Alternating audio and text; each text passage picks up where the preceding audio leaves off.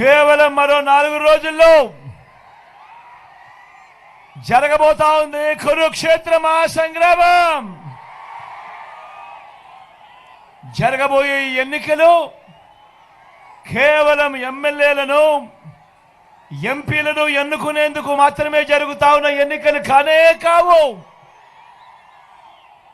ఈ ఎన్నికలు రాబోయే 5 ఏళ్ల మీ ఇంటింటి అభివృద్ధిని,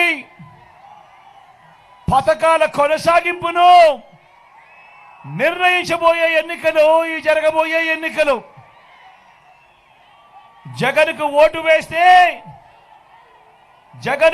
వేస్తే పథకాలన్నీ కొనసాగింపు, ఇంటింటి అభివృద్ధి. అదే పొరపాటున చంద్రబాబుకు ఓటు వేస్తే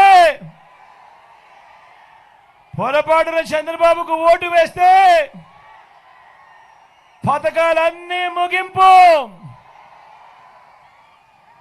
మళ్ళీ మోసపోవటం.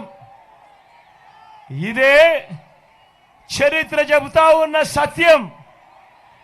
ఇదే సాధ్యం కాని హామీలతో ఆయన ఇచ్చిన మేనిఫెస్టోకు ఇదే అర్థం.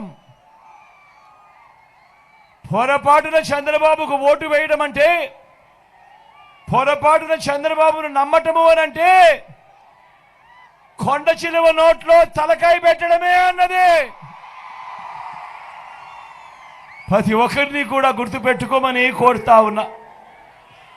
దేవుడి దయతో మీ అందరి చల్లని దీవెనలలో